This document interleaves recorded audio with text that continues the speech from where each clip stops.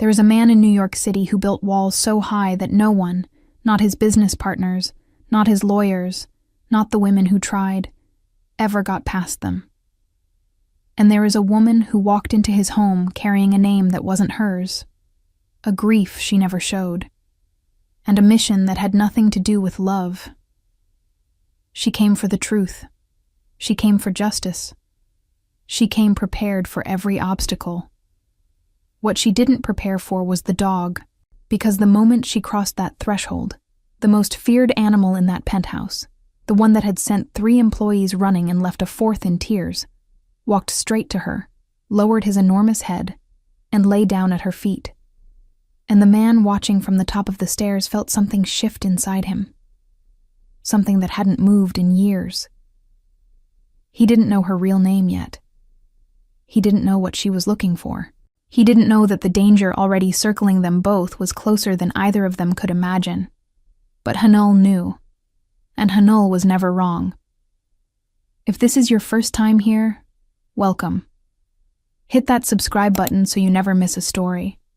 And if this one pulls at something in your chest, drop a comment below and tell me. Those messages keep this channel alive. Now let's get into it. The morning Fiona Grace became Fiona Mercer, she sat in her car for 11 minutes before going inside. She had the documents. She had the references, 3 of them, spotless, from employers who didn't exist. She had the interview answers memorized so thoroughly they felt like memories. She had everything she needed. What she didn't have was certainty that she could walk into that building, smile at the people inside, and pretend that none of this cost her anything. She was 28 years old. She had spent the last 6 years preparing for this. 6 years of paralegal work during the day and late nights digging through public records, financial filings, sealed depositions, and archived news articles. 6 years of building a case that no attorney had been willing to take because the man at the center of it was connected to one of the most powerful business empires in New York. Her father's name was David Grace. He had been a quiet man, a careful man, who spent 22 years as a senior accountant at Cho Industries before someone used his access credentials to move $38 million through a series of shell accounts in the Cayman Islands. The money disappeared. The trail led straight to him. And because the investigation happened fast, because the evidence was clean and the company's lawyers were the best that money could buy, David Grace went to prison in early 2019 at the age of 54. He died there in the spring of 2020. A heart attack, the report said. Fiona had read that report so many times the paper had gone soft at the folds. She knew who built that trail. She had known for 2 years, but knowing and proving were 2 entirely different things. And the proof she needed was somewhere inside the private files of Cho Industries, which meant somewhere accessible only to one person, Daewon Cho. She took a breath, picked up her bag, got out of the car. The building was a pre-war limestone tower on the Upper East Side, 32 stories of money and silence. The kind of building where the doorman knew every resident by name and every guest by face. She had memorized the layout from architectural permits filed in 2021 when the penthouse had been renovated. She knew which elevator required a key card, which hallway led to the service entrance, and which rooms in the Cho apartment had direct access to the private study where Daewon kept his personal servers. The housekeeper who managed the staff, a composed woman named Mrs. Park, who had worked for the Cho family for 14 years, met her at the service entrance with a clipboard and an expression that gave nothing away. The interview had already happened, 3 weeks prior, over video, in impeccable English that Fiona had practiced until the nerves fell away. Mrs. Park had asked sharp questions. Fiona had given clean answers. The background check had found exactly what Fiona had planted for it to find. 8 years of domestic service, 2 long-term positions, 1 gap year, glowing letters. You'll start in the main living areas. The study and the private rooms on the upper level are off-limits without specific instruction. Mr. Cho values his privacy above everything else. You'll learn quickly that the simplest way to keep this job is to be invisible. Fiona nodded. She understood invisible. She had been practicing it for years. The penthouse opened up like something from a fever dream. Soaring ceilings, walls of glass looking out over Central Park, furniture that was expensive, not because it was ornate, but because it had been made by people who understood restraint. There were books everywhere, not decorative books, red books, spines cracked, pages marked. A piano that had been played recently, the bench slightly pulled out, framed photographs on one wall, all black and white, mostly landscapes. It was not what she had expected. She did not let herself think about what that meant. And then she heard it. A low sound. Not quite a growl. More like a warning issued from somewhere deep in a chest that could hold a great deal of warning. He came from around the corner of the hallway, and he was enormous. A Jindo, all black, with amber eyes that moved slowly and saw everything. He was not running. He was not barking. He simply walked toward her with the unhurried confidence of something that had never needed to rush, because nothing had ever gotten past him anyway. Mrs. Park went completely still beside her. Fiona had read about the dog, Hanul, the Korean word for sky, 7 years old, trained in Korea before Daewon brought him to New York a few years ago. 3 employees had quit within their first week because of him. The 4th had been escorted out after trying to assert authority over him in a way that Hanul found disagreeable. She didn't move. She didn't reach out. She simply stood there and let him come to her. He stopped 2 feet away. His nose worked the air between them. Slow, methodical, reading her the way no background check ever could. Reading the truth she had buried under documents and memorized answers and borrowed names. Reading the grief she carried like a second skeleton. And then, without any warning, he walked the last 2 steps, lowered his great head, and lay down at her feet. The silence that followed was the loudest thing Fiona had ever heard. "In 14 years," Mrs. Park said, and her voice had changed, "I have never seen him do that." Fiona looked down at the dog. She felt something crack open in her chest, something she couldn't afford to let crack open. She pressed it closed. Animals know. What she didn't know was that at the top of the stairs, leaning against the wall with his arms crossed and his coffee going cold in his hand, Daewon Cho had watched the entire thing. And he was still standing there when she finally looked up. He was not what she had imagined either. In the press photographs, he looked like what he was, a man built by consequence, by loss, by the particular discipline of someone who decided very young that feeling things in public was a luxury he couldn't afford. In person, the discipline was still there, but there was something underneath it, something watching. He came down the stairs without hurrying. Hanul lifted his head, looked at Daewon, and then rested his chin back on Fiona's shoe. "Mrs. Park, give us a moment." Mrs. Park looked between them, nodded, and disappeared. He stopped a few feet away, not close enough to be improper, close enough to be deliberate. He doesn't do that, I noticed. Not with anyone, I gathered. A pause. He was looking at her with an attention she hadn't expected and wasn't prepared for. Not the way a man looks at a woman, something more careful than that, something that felt, unpleasantly, like being read. "And what's your name?" "Fiona Mercer." Another pause. Hanul exhaled slowly against her shoe. "Welcome to the house, Fiona Mercer." And he turned and went back up the stairs. She stood there for a moment after he was gone, her heartbeat doing something it had no business doing, and reminded herself very carefully why she was there. The first 2 weeks were about learning the rhythms. Daewon Cho was a man of almost mechanical routine. He woke at 5:30 and ran for 45 minutes before the rest of the city remembered it existed. He was at his desk by 7. He took calls until noon, ate lunch at his desk more often than not, and was in meetings, either in the building or across the city, most afternoons. He returned by 7 in the evening, spent an hour with Hanul, ate dinner that the cook prepared and left covered in the kitchen, and worked again until midnight or beyond. He was not unkind.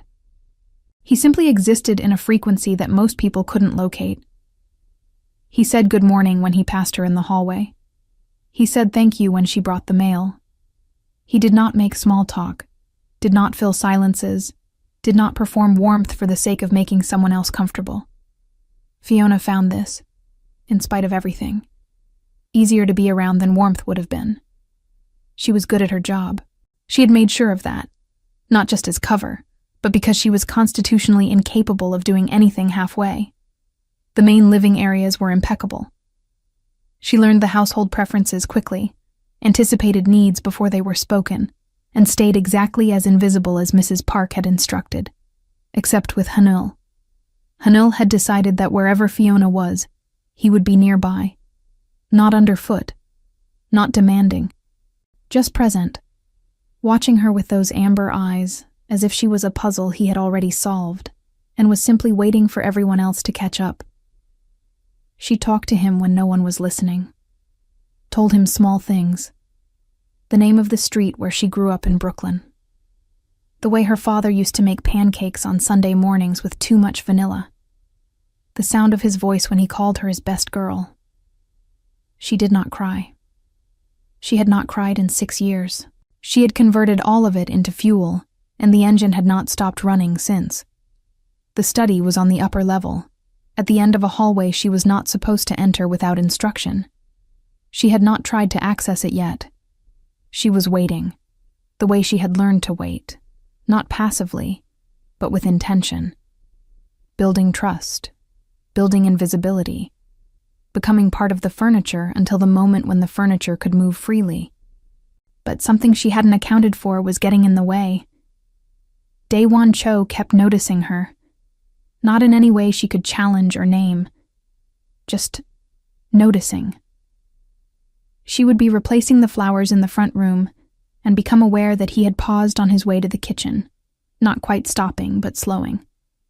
She would be sorting the mail and hear him ask Mrs. Park, with studied casualness, whether the new staff member was settling in well.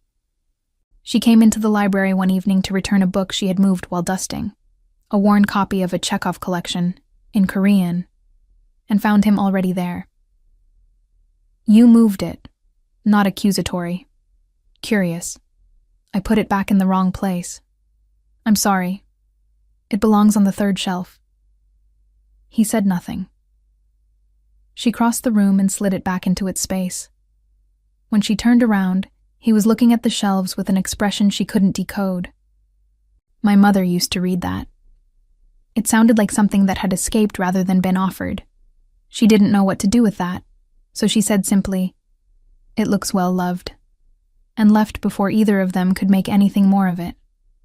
That night, lying on the narrow bed in the staff apartment 2 floors below the penthouse, Fiona told herself the thing she had been telling herself since the 2nd day. He is not the enemy, but he is the gatekeeper. And the moment she forgot the difference, everything her father's memory deserved would slip through her fingers. She turned over and went to sleep. She was very good at compartmentalizing. She was getting slightly less good at it. At the end of her 3rd week, she found the gap she had been waiting for. Daewon flew to Seoul for a board meeting. 4 days, Mrs. Park told the staff. The penthouse relaxed imperceptibly. The cook laughed more loudly. The other 2 staff members, a young man named Jules, who handled cars and deliveries, and a woman named Cora, who managed the wardrobe and personal shopping, sat in the kitchen in the evenings and talked about their lives. Fiona participated just enough to be warm, and on the 2nd night, when the apartment was quiet and Mrs. Park had retired, she went upstairs. The study door was unlocked. She had not expected that. She stood in the doorway for a moment, aware of her own heartbeat, and then went in.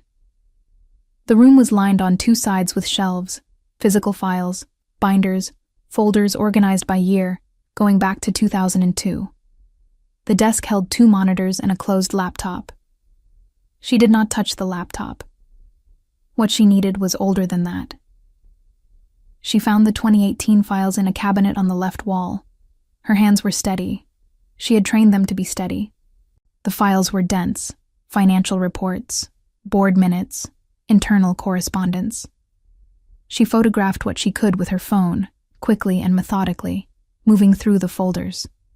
She was looking for anything that showed Marcus Sheen's fingerprints on the transaction that had destroyed her father.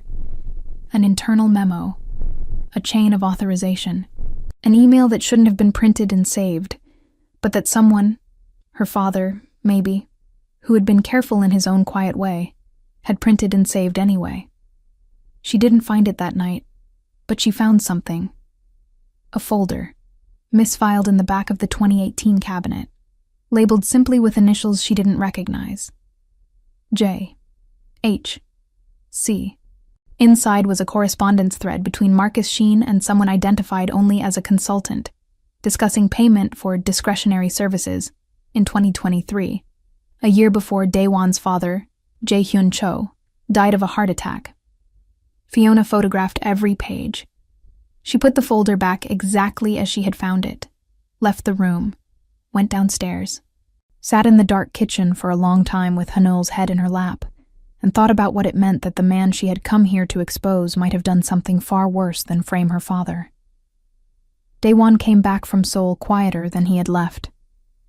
Fiona noticed immediately. It wasn't that he was talkative at the best of times, but there was a quality to this quiet that was different. Heavier. Like something had happened over there that he was carrying back through customs in his chest. She did not ask. It was not her place, but Hanul felt it too. He stayed close to Daewon for the first 2 days, pressing against his leg in the evenings when Daewon sat at the desk. And on the third evening, when Fiona brought tea she had not been asked to bring, but had made anyway because she had heard him cough twice in the hallway, she found him standing at the window looking out at the park. He turned when she set the cup down. "You didn't have to do that." "I know." He looked at the tea, then at her. "Sit down." She blinked. It was so unexpected that for a moment she simply stood there. "Please," and it sounded like a word he didn't use very often. She sat in the chair across from his desk. He remained standing, turning back to the window, holding the warm cup in both hands. "The board in Seoul wants to restructure the company. My father built it over 40 years. They want to make it unrecognizable in 40 months. A pause. I find myself wondering what he would say about it. Fiona thought about what to offer. The safe thing was to say nothing, or to say something sympathetic and small. Would he have fought them? She asked instead. A long silence. He would have listened first. He always said that people who fight before they listen have already lost. She let that sit. My father was also like that. He believed that if you were patient and you were honest, things worked themselves out. Did they? She met his eyes. No. Something moved across his face. Not quite pain, more like recognition. No. Quietly. Sometimes they don't. Hanul walked in from the hallway and lay down precisely between their two chairs, equidistant, as if he had measured it. They both looked at the dog, and for just a moment, the silence between them was not the careful quiet of an employer and an employee. It was something else, something that had been growing without either of them naming it, in the space between noticed glances and unfinished sentences, and a dog who refused to acknowledge that walls existed. Fiona stood up before it could become anything. Good night, Mr. Cho. Good night, Fiona. She walked out of the room with her pulse in her throat and spent the entire elevator ride down, reminding herself who she was, who he was, and what she owed the man buried in a cemetery in Queens. 3 days later, Daewon found the discrepancy. She knew the moment she saw his face in the morning. He had the particular stillness of someone who had been thinking about something all night and had arrived at a conclusion he didn't like. He called the staff into the main room at 10, all 4 of them, Fiona and Mrs. Park and Jules and Cora. He stood in front of them without theatrics, without anger in his voice, but with an attention so focused it felt like a physical thing. Some of my private files were accessed while I was in Seoul. I need to know if anyone went into the study. Silence. The kind of silence that has texture. Jules and Cora both shook their heads with the transparent honesty of people who had nothing to hide. Mrs. Park's expression tightened with something between offense and concern. Fiona said nothing. She kept her face in the exact same place it had been when he started speaking. Daewon's eyes moved to her, and stayed. Fiona. Yes. Did you go into the study? No. The word came out steady because she had practiced steady for 6 years. And the upper level is off limits to me without instruction. I haven't been up there. His eyes did not leave her. She held his gaze with everything she had, which was considerable. All right, he said, after a silence that lasted long enough to mean something. Thank you. He dismissed them. She was almost to the hallway when he called her name again. Fiona. She turned. He was looking at her with an expression she couldn't read. But Hanil, who had been lying in the corner throughout, got up and walked to her side. If there's something you need to tell me, I want you to know that I listen. Her father's words, almost exactly, coming out of the mouth of the last person she should trust them from. Thank you, Mr. Cho. I'll keep that in mind. She went downstairs, sat on the edge of her bed, put her face in her hands. She had come here knowing that her mission was the only thing that mattered. She had come here believing that the people inside these walls were either obstacles or instruments, and that she was doing what was right. She had not come here to feel like this. Marcus Sheen called Daewon the following week. Fiona wasn't meant to hear the call. She was in the hallway outside the study, replacing the small arrangement of dried flowers on the console table, and the study door was not fully closed. New domestic staff. His voice had the practiced ease of a man who had spent decades making dangerous things sound administrative. I'm sure it's nothing, but given the sensitivity of the upcoming restructure, I thought you should know there are some inconsistencies in the background that didn't come up until I ran my own check. A pause. Daewon's voice, measured. What kind of inconsistencies? The second reference employer doesn't appear to exist, and the name Fiona Mercer has no record prior to 2020. Fiona set down the flowers with a hand that had gone cold. Send me what you found. Already sent. And Daewon, I wouldn't alarm yourself. These things happen. But with your father's files still unsorted from last year, you can't be too careful about who has access to the house. The call ended. Fiona walked back to the service stairs. She needed to think. She needed to think fast and clearly, and without the trembling that had started in her hands because Marcus Sheen, the man who killed her father, now knew she existed. She went to her room and sat on the bed and made herself breathe. She had 2 choices. She could run, disappear tonight, take what she'd photographed and try to build a case from the outside with evidence that a defense attorney would tear apart as stolen, or she could stay, confront it, tell Daewon the truth before Marcus could poison it. She thought about her father's voice. Patient, honest. Things work themselves out. They hadn't for him. She sat there for 40 minutes, and then she went upstairs. She knocked on the study door. Come in. He was sitting at his desk with his laptop open, and she knew from the way he looked at her when she entered that he had already read what Marcus sent. She closed the door behind her. I need to tell you something, all of it, and I need you to let me finish before you say anything. He leaned back in his chair. His face gave her nothing. All right. So she told him. She told him her real name. She told him about her father, the 22 years, the false trail, the trial that lasted 4 months, the prison, the spring morning in 2020 when she got the call. She told him what she had found in 2 years of her own investigation. She told him about Marcus Sheen. She told him about the folder with the initials J, H, C. And she watched something happen in his face when she said those initials. Something that was not surprise. She told him she had photographed files from his study, that she was sorry for the breach of his privacy, that she was not sorry for what she had been trying to do.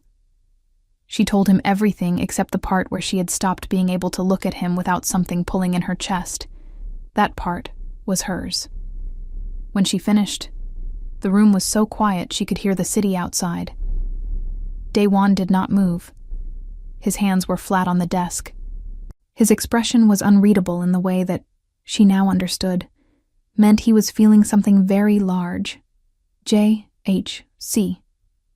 Just the letters. Jae-hyun Cho, your father. Yes.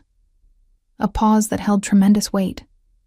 My father died 2 years ago. The doctors said it was cardiac arrest. He was 68. He had a history of hypertension. It was... He stopped, started again.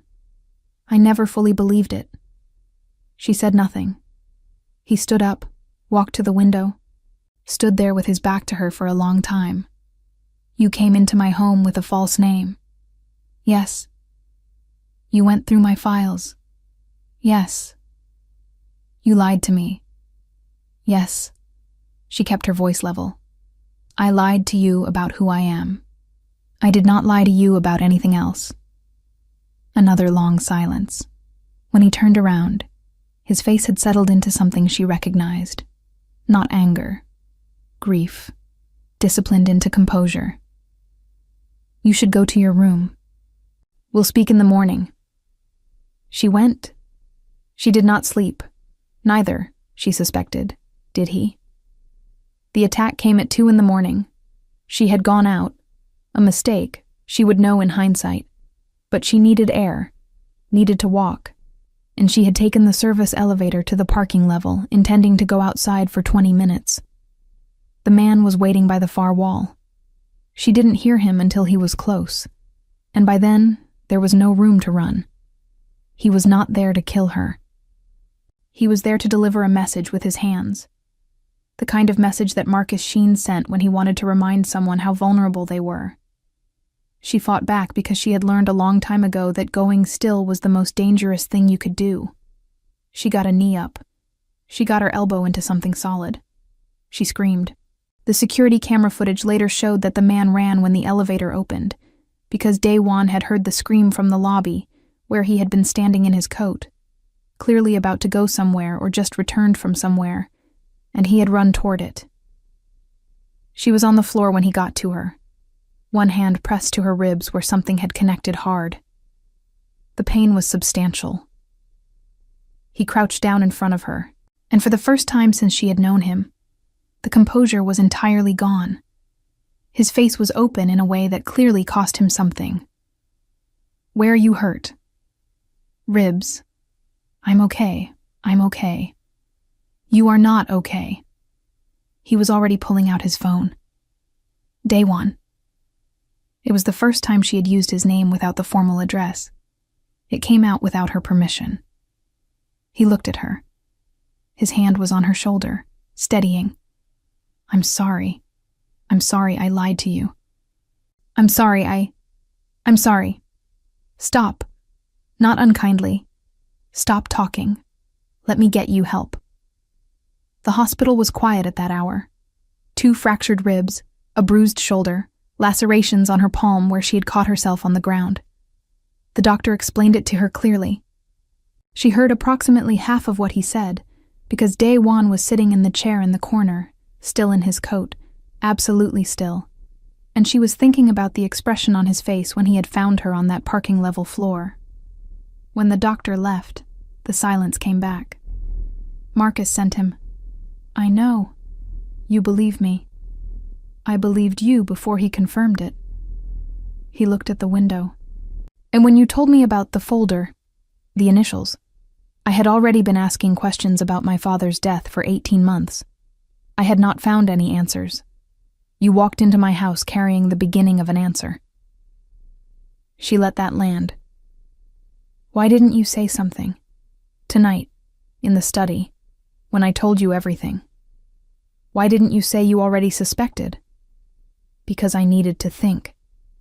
Because the man you are describing has been the CFO of my company for 11 years. He sat at my father's bedside. A pause. And because I was angry with you, and I did not want to feel both things at once. She understood that. She understood it more than she wanted to. I am still angry with you. I want you to know that. That's fair. The name you used, the references, the access to my home that you took under false pretenses. Those things matter. They do. And I understand why you did it. Your father spent a year in prison for something he didn't do. He died there. You have been carrying that alone for 6 years. I understand.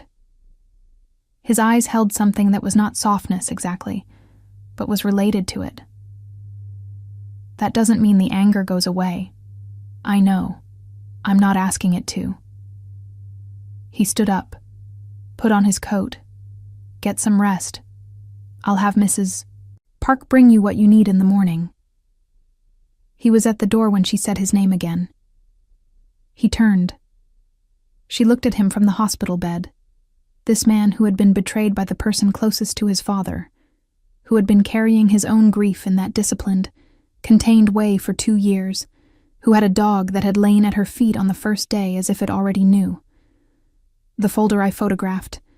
I have everything, every page, if you want to look at it together. If you want to know what really happened to your father, I'll show you all of it. He stood in the doorway for a long moment. Rest. We'll talk tomorrow. But she saw his jaw tighten. She saw him press his hand against the door frame for just a second, as if he needed something solid. She lay back against the pillow and stared at the ceiling and thought about how strange it was that the truth, once you finally gave it to someone, could feel like both losing everything and setting something free. She did not see Daewon for 3 days. Mrs. Park came. Jules came with food she hadn't asked for. Cora brought her a blanket from the penthouse that smelled like cedar, which was Hanul's cedar, from his bed, and Fiona pressed her face into it and allowed herself the cry she had been denying for 6 years. Not all of it. She was not sure she had room in her body for all of it, but enough. Enough to let something soften that had been rigid for a very long time. On the 4th morning, she came back to the penthouse. She had expected distance. She had expected the careful formality of a man deciding what to do with someone who had deceived him. Hanul met her at the service entrance. He pushed his enormous head into her stomach and stayed there until she put her arms around him. She was still standing like that when she heard footsteps. Daewon stopped a few feet away. He had not slept enough. She could see that. He was carrying the particular exhaustion of someone who had been reading for days. His eyes had the quality of a person who has looked at something they cannot unsee. The photographs you took, I need to see them. She nodded. Come in, I'll show you. They sat at the kitchen table, the staff kitchen, not the formal dining room, the one where the light in the morning was warm and Hanul could spread out on the floor comfortably. She laid her phone between them and walked him through every photograph, every page. He asked questions that told her he had been doing his own reading, cross-referencing, pulling threads. His mind was sharp and fast, and she felt the strange sensation of working alongside someone rather than alone. The picture that emerged over those 2 hours was damning. The money from 2018, her father's case, had not been the first time Marcus Sheen had used company infrastructure for his own accounts. It had simply been the first time he'd needed a fall guy. And the discretionary services, paid in 2023, cross-referenced with a private medical consultant who had access to Jae-hyun Cho during his final months, painted something that made them both sit with their hands around their coffee cups for a long time without speaking. He killed my father. Not a question. A statement. Arriving at its destination. I believe so. And he destroyed mine. The word between them after that was not anger. It was something more ancient and more resolute than anger. It was the shared stillness of 2 people who have been grieving separately and have suddenly found themselves in the same room with the same wound. Daewon looked up from the phone. He looked at her for a long time, I want to ask you something, and I want you to answer as yourself, not as Fiona Mercer. She held his gaze. All right. If you had found the proof on your own, if you'd gotten everything you needed and you could have left without me ever knowing, would you have gone?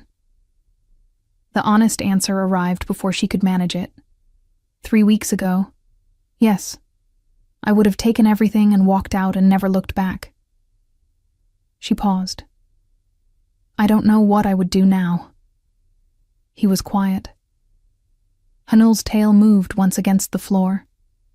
I don't know what to do with that answer. Neither do I. I'm sorry. Stop apologizing. She caught herself. Almost smiled despite everything. He looked at the phone, then at her. Something in his face that she was only beginning to learn to read. Something careful and real and worth more than the performance of warmth. Your father's name was David Grace. Yes. I'm going to make sure everyone in this city knows it. She felt her throat close. She pressed her lips together and said nothing for a moment, because she trusted her voice with words and not with the thing that was happening in her chest right now. We go to the authorities together. Whatever I have, whatever you have, we build it properly, so it holds. Yes. And Fiona. He waited until she looked at him. Whatever else happens after, we deal with that too. But separately from this part is for your father and mine. She nodded. Her eyes were bright. She kept them steady. Under the table, Hanul rested his head on her foot. The case that went to the Manhattan District Attorney's office the following Tuesday was not built in a day. It was built over 2 weeks. Daewon's lawyers working alongside a forensic accountant they brought in from outside the company. 2 former federal investigators who specialized in financial fraud, and Fiona herself, who had 6 years of organized research that turned out to be far more useful than anyone expected. She had been meticulous the way only grief can make a person meticulous. Every document cross-referenced, every date mapped, every discrepancy annotated. The day they delivered the final package, they drove downtown together in the car that Jules brought around, and neither of them said much. Hanul had wanted to come. They had left him with Cora, who reported afterward that he had sat at the door for 2 hours and watched it. The DA's office was a building that looked like bureaucracy and felt like held breath. They sat in a conference room with 2 investigators and a senior prosecutor who had the face of someone who had seen every kind of human behavior and had learned not to be surprised. She was surprised anyway. She kept her face very professional about it, but Fiona could tell. The evidence was clean. The kind of clean that came from someone who had spent 6 years making sure nothing could be challenged. Combined with the company records that Daewon provided officially, documents that Marcus Sheen had believed were safely buried, it was a complete picture. This is going to take time to process. But I want to be honest with you both. This is significant. We will move on it. Outside on the sidewalk, the November air was sharp. They stood there in the cold, and Fiona thought about her father. About the way he used to say that doing the right thing was usually the slower thing, but it got there. He would have liked you. She wasn't looking at Daewon when she said it. She was looking at the street. A pause. Tell me about him. So she did. Right there on the sidewalk outside the DA's office, she told him about David Grace, the Sunday pancakes, the vintage records he played on weekend mornings, the way he whistled when he was concentrating, the careful handwriting he used even on grocery lists because he believed that how you wrote said something about how you thought, the laugh he had that made other people laugh just from hearing it, the way he'd sat across from her at the kitchen table when she was 15 and told her that the world was going to ask her to be smaller than she was, and that she should refuse. Every time. Daewon listened. He was very good at listening. She had come to understand. Not the performed kind, but the real kind, where the other person can feel that they are actually being heard. My father was similar. Careful. Principled. He believed that a company was only as good as the people who kept their word inside it, A pause. He trusted Marcus for 11 years. I know. He would have been furious about that, at himself more than anyone. They were both trusting people. That wasn't a weakness. That's what was done to them. He looked at her then, and the thing in his expression that she had been trying not to look at directly for weeks was right there, unguarded for a moment, and it was enormous. He looked away first. We should get back. Yes. They went back. Marcus Sheen was arrested on a Thursday morning in December. Fiona found out from Daewon, who called her. She had moved back to her own apartment in Brooklyn 2 weeks earlier. Once it became clear that her presence in the penthouse was no longer practically necessary, and was becoming something else neither of them was naming. He had not asked her to leave. She had simply understood that some distances are protective. It happened this morning. Financial fraud, conspiracy, and a pause. One count related to my father. They're still building that piece, but they have enough to charge. She sat down on her bed. Her apartment was small and full of the research she was finally, starting to pack away. Fiona, I'm here. Your father's case has been flagged for review. The DA's office will be in contact. His record will be expunged. His voice was careful. It won't be fast, but it will happen. She pressed her free hand over her mouth, breathed. Well, thank you. You did most of the work. 6 years of it. I couldn't have gotten inside without... She stopped, a pause on his end. Yes. Well, neither of them said anything for a moment. How is Hanul? Annoying. And she could hear the complicated thing underneath it. He keeps going to your room. She closed her eyes. Daewon, I know. I know that there are things we haven't talked about. I have been thinking about what you said. In the kitchen. That you didn't know what you would do now. Yes. I've also been thinking about what I would have done, if the situation had been reversed. If I had needed to do what you did to save my father's name. A long pause. I would have done exactly the same thing. She didn't speak. I'm not saying that it didn't matter. It did. It does. But I understand the shape of it now, and I find that... He stopped. Started again. I find that I am more interested in who you are going forward than in how you arrived. The November skyline outside her window was going orange at the edges. That's a remarkable thing to say. I have a remarkably well-calibrated dog. He made certain decisions very early on that I have been slowly catching up to. She laughed. It came out shaky and genuine and surprised her. She heard something from his end that might have been its echo. Come back, not as staff. Just come back. She looked at the boxes of research she was packing away. 6 years of wait that was finally, slowly, becoming the past instead of the present. Okay? Tomorrow? Tomorrow. She arrived at 9 in the morning with a bag and no particular plan. Hanul met her at the elevator. He did not perform excitement.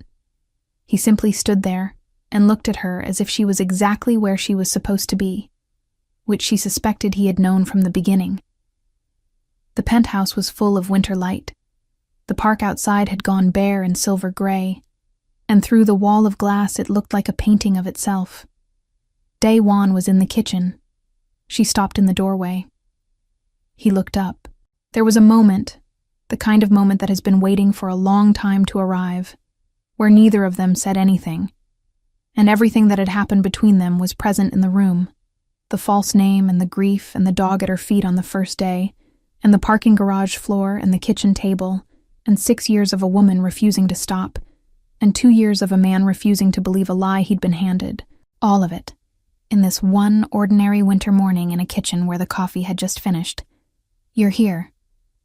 I'm here. Hanul walked in, looked at both of them, and lay down in the center of the floor. Daewon crossed the kitchen. He stopped in front of her.